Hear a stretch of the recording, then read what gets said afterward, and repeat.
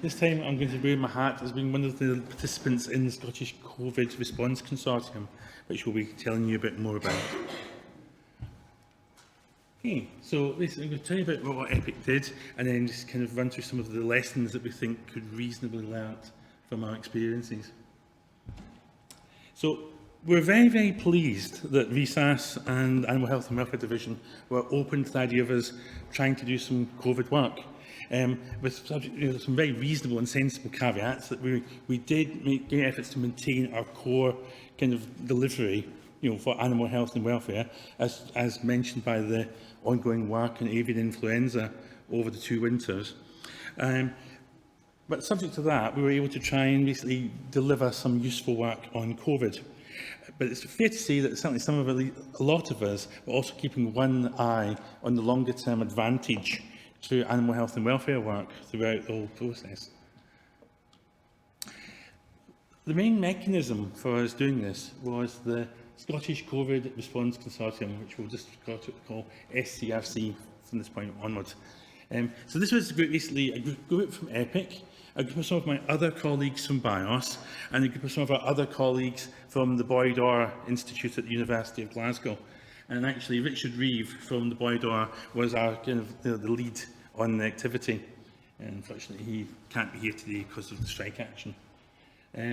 So we came together and won support from the Royal Society, which was an initiative that they had put together to provide in-kind support to various kind of research activities.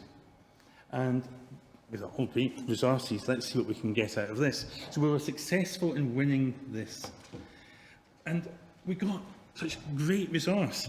Now, the 3 kind of areas that we got a lot of support from are research software engineers. So in the old days, these people would be called programmers, and there's a kind of an effort to kind of give more emphasis to the actual creative and highly skilled contribution that scientists with these skills can make to our work. And the research software engineers came from all sorts of places, including UK Atomic Energy Authority. We also had some work on expert visualization and uncertainty quantification.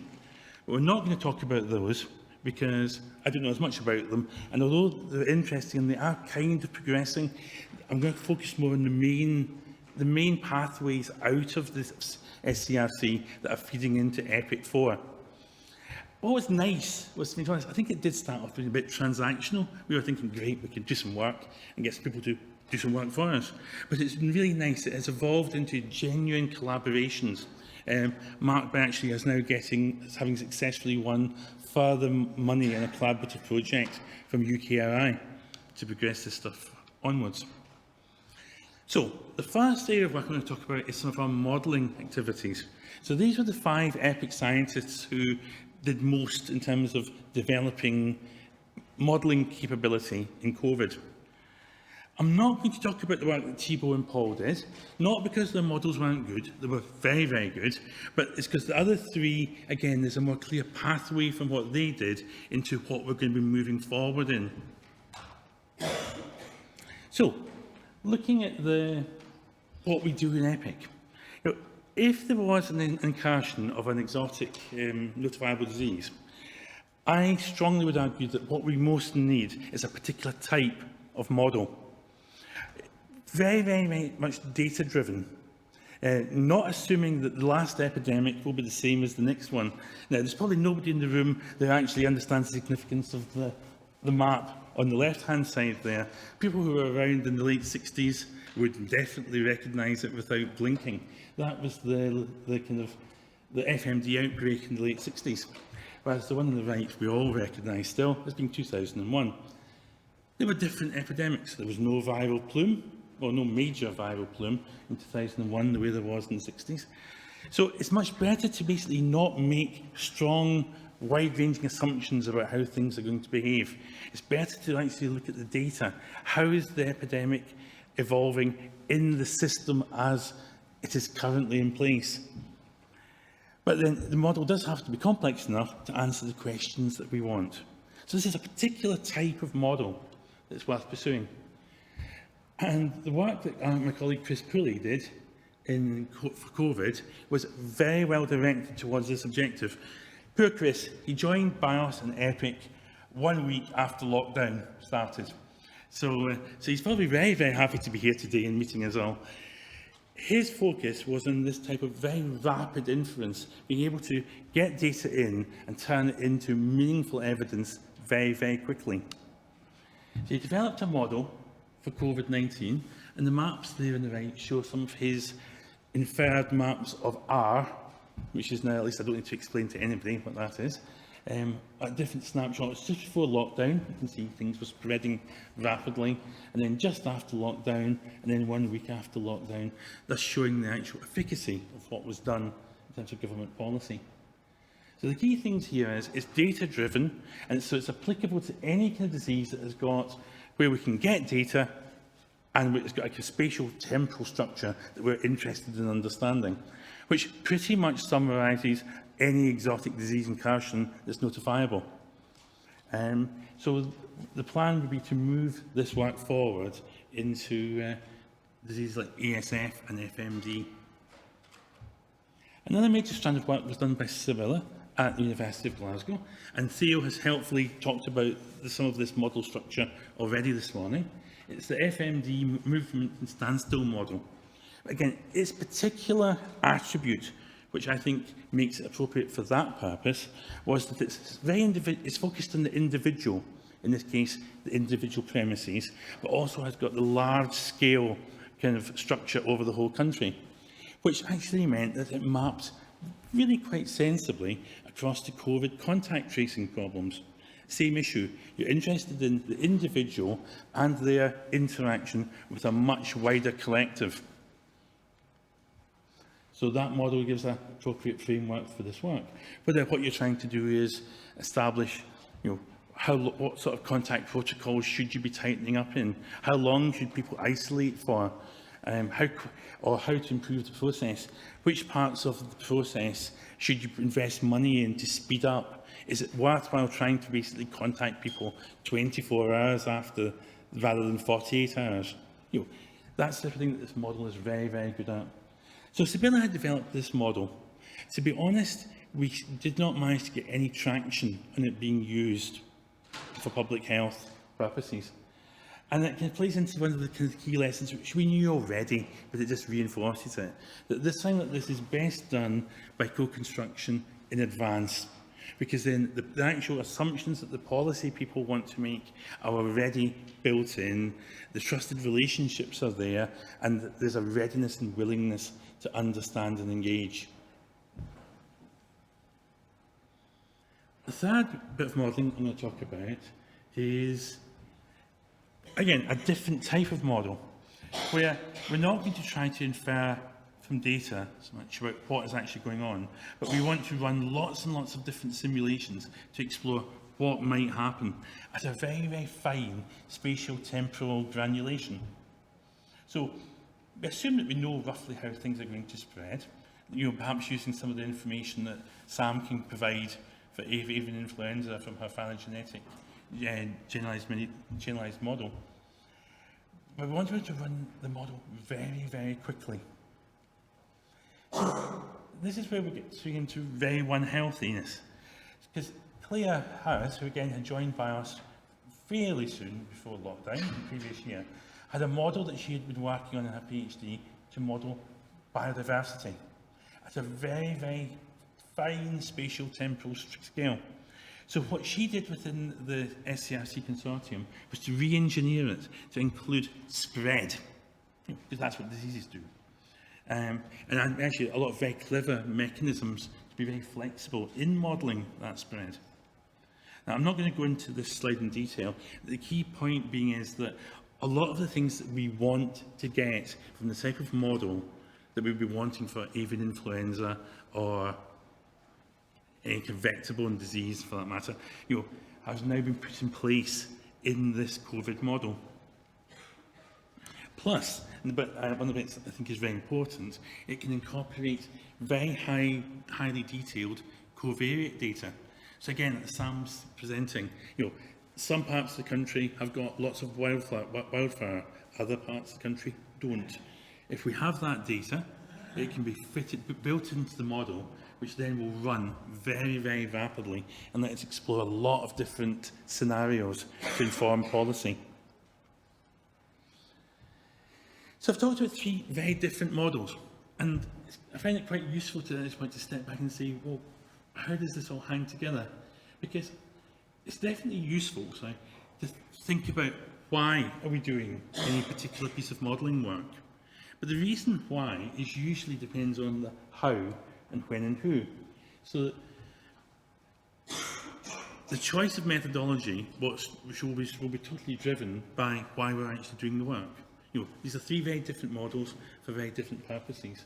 But it's also useful to think about who is going to use it and at what point in the, well, it's not really the policy cycle, the policy response. Because the models that are needed before an outbreak are different to the models that are needed in the immediate and during an incursion, which in turn are different to the ones that we'd need if it turned into a 4-month, 5-month, several years long epidemic. But what I think is a useful point to make is that when we're looking at something like Claire's model, which came from biodiversity, very, very different domain, the linkages between what she was doing in biodiversity and what we can use it for in EPIC aren't direct. They actually map across on the choice of methodology and the when and who is going to use it. So one of the issues that arose during this work was, particularly in Chris's work, was access to data. By definition, if you've got a model which requires data, it's not going to be very much use if you don't actually have that data. At best, it's a bottleneck. At worst, forget it. And unfortunately, that's our friend GDPR in the bottom right-hand corner. Things are getting more stringent. Now, as Julie presented earlier, EPIC has done a lot of work in preparing and pre-planning. But is that actually enough? So one of the things that we're thinking about is to actively think about how to make our models more robust against the availability of data, which I've kind of called data de-risking, because it's quite nice to have a fancy buzzword. The idea there would be, if we can get useful results using non-disclosive data, then one, that actually is what we should be doing in light of the GDPR obligations, but also it will be more robust and safer, because that by definition should be data that we will have easier access to in the event of an outbreak. So not actually always looking for better data, but perhaps trying to make better use of the data. I would say that, I'm a statistician, but it's a good point. Now, another major area of work in the SCRC was that of data pipelining. Our realisation was that if we were actually genuinely responding and supporting policy colleagues in an outbreak, it would be horrendous. The data that we would be drawing on would be constantly updating. If we realised that the models needed to be changed, the models would be updating. It would all be happening in real time under constant pressure, and there's hopefully a flow of reportage going to the Animal Health and Welfare Division. And we realised it was really, really important to know the provenance of any particular output. Now, those of you who know me will be shocked that I've put a picture of Prime Minister on a slide, but this particular press conference is slightly infamous, because that was the one where they managed to present a slide using modelling results that were about 3.5 weeks out of date. As it happened, it didn't matter. They were actually in line with the kind of uncertainty range that was being produced by the more recent models. But this was picked up by the media, and Professor David Spiegelhalter commented on it, that the problems that this actually flagged. It could have been really bad if some elements in the media or society were able to present them as being actively trying to mislead and make policy decisions on the basis of faulty evidence. It could have got very, very nasty indeed. So understanding the provenance of outputs is really important. And in EPIC, what we can anticipate is that, well, yeah, it's not maybe as complicated as some of the situations, but it's fairly complicated. We've got the data team looking after data flowing down, a lot of that being worked on by the modeller, largely managed by the modeller to some extent, producing either visualizations or reports which then go through the policy broker and thus to government. You know, there's a lot of steps along there, a lot of scope for things to go wrong, and a lot of flux in actually what's going on. So it's really important to manage some of the information well. And that's what the fair data pipeline that we've created in SCRC was setting out to do. Don't worry about the pretty picture, though it is actually a technical specification. Thanks, Iain. So basically, Iain designed a data registry to store this metadata. And the work has gone into actually building pipeline APIs around this so that the information the metadata is automatically managed. So that if a modeller runs a model based on a particular block of data, the metadata is automatically collated that it was run using model version 4.3 on such a date, using data set 1, data set 2, data set 3, and all the provenance being recorded automatically. I'll just give you the practical impact. If at some point we decided that a data set was wrong, was invalidated, you can flag it into the system as being invalid, and that status can propagate through to then say, so these reports need to be withdrawn because they are no longer valid, which we felt was, for example, a very useful facility to have. So, the last point, the lessons learned in EPIC. So, the pressured events definitely incentivised a lot of really, really nice work, as I said, I've just been presenting it. But in balancing it, it's really not the best way to work. It's better not to rely on this. The whole co-construction model in advance is better. RSEs are important and really, really valuable. And we've got more links now with the Society of Research Software Engineering, who are trying to promote this very, very useful role. And very nicely, of course, we've realised that we can indeed successfully leverage extra resources into EPIC. It's something we talked about a lot in the past, but had never really gone for. But I think we actually can see the value in this as something to do. It's very clear, it is really, really useful to think about trying to be very clear in our minds about why we are doing any particular bit of modelling work. That why is this model useful? What is the policy question that it is seeking to answer? And how is it actually going to help answer it? And by building that into all of our processes, I think we're going to produce, we will aim to produce much more effective outputs. What I was saying earlier about de-risking modelling work relative to data, I think is going to be very important. And the whole thing about pipelining to improve provenance is both useful and also very, very much in line with the RESAS's strategy, which they've been putting out for open science. So again, it's both useful and well aligned with our funders' priorities, which is a very nice situation to be in. So I'd like to acknowledge a lot of people, basically all the rest of the SCRC, but in particular these people. There's Chris, Sibylla and Claire, who've kindly given me slides and let me talk about their work. My colleague Glenn, who was very much in the lead focus on developing the mathematical modelling side of things. Richard for leading us all and very much leading the development of the data pipeline. My colleague Ruth Dundas, who basically, along with myself, has led on the data aspect of things in SCRC, and Iain for basically being there and basically providing the initial specification for the data registry. And that's me. Thank you very much.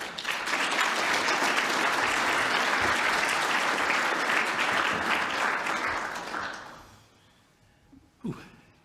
Questions?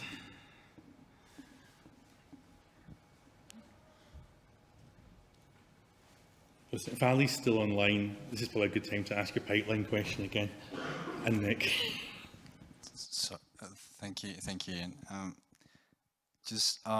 Can you please give us just any details, or maybe share this time I wrote it down, your view on how these models were adapted to the COVID scenario conjuncture? The preoccupation being that we may be running the risk of reducing sociality to like this kind of environmentally conditioned behavior, say to what we have in common with, I don't know, poultry?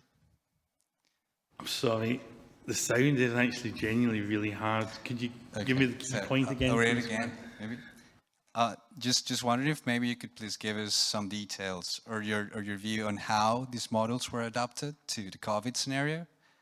And my preoccupation behind it is that we may be reducing sociality to this environmentally conditioned behavior, to what we have in common with, say, poultry. And of course, that also leads to the question of provenance, which is, I think, rather directed to the questioning of the models themselves and the kind of, you know, social pariahs that they're in a way dissimulating. Yeah, that's actually a harder question to answer than you might have realised, because of the three that I presented there, the only one that actually had the kind of the direction of flow being EPIC work being converted into COVID work was Sibylla's model at Glasgow, which ironically, I have to admit, is the one that I know least about. Whereas Chris's model was basically set up from the word go to be COVID-oriented, although he had previous work in Roslin on other application areas.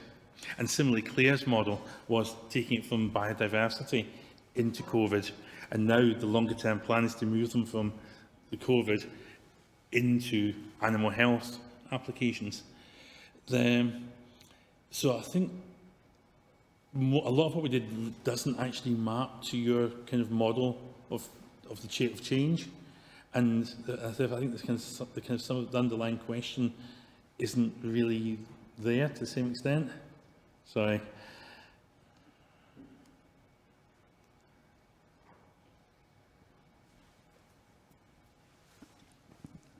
Thanks, Iain, and thanks for that lovely reminder of how I spent the hottest summer in memory in a very hot shed at the end of the garden, so thank you for that. First of all, just to really emphasise the point you made about getting us epidemiologists to work with the research software engineers, for me and I think for everybody else who's basically hacked together code to be working with people that do this properly, really taught us some really good practice. I just want to ask you a sort of more broad question about how, going forward with these models, we can sort of make them more nimble. We sort of started, as you said, basically saying who's got some modelling framework we can adapt. And whilst it would be lovely to be prepared and have a model on the shelf for every disease eventuality, we're probably going to be presented with a disease situation we hadn't thought about. So do we need to go through an exercise, or do EPIC need to go through an exercise of sort of how to be nimble with models and how we can minimise that sort of overhead burden for adapting a model to a new situation, or sort of how we go about, how we do that in best practice? I'm sure the pipeline's involved in that, but thanks. No, I think you've put your finger on one of the most difficult problems being, if we could predict the future, it would be really easy, but we can't, even though, because we can't really model that aspect. Various pronged strategies, I think, is probably the best way forward.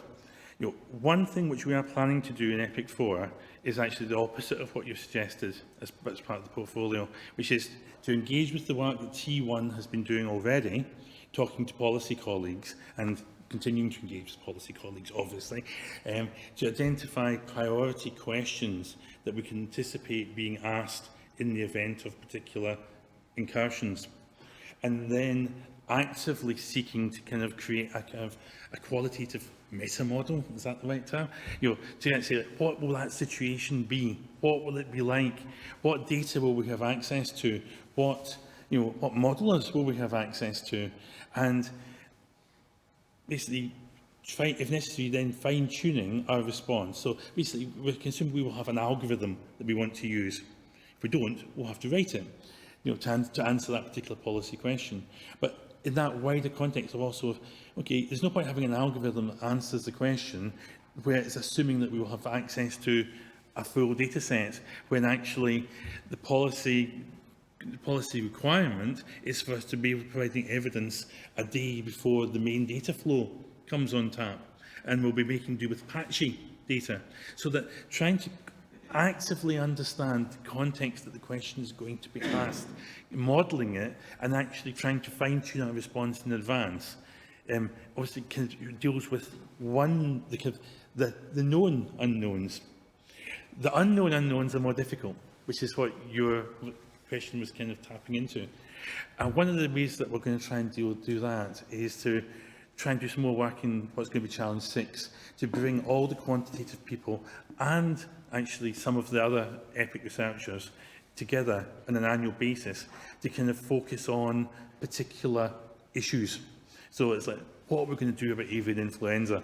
What are we going to do about such and such? Again, just to openly try to brainstorm what kind of solutions we might have as a collective, and then who within the collective is best placed to move them on, and if they're worth moving on with. And then, because if they are worth moving on with, we'd then seek to embed them as deliverables in some of the other challenges in later subsequent years. So between those two kind of range bits of the spectrum, hopefully we'll cover an awful lot of the eventualities.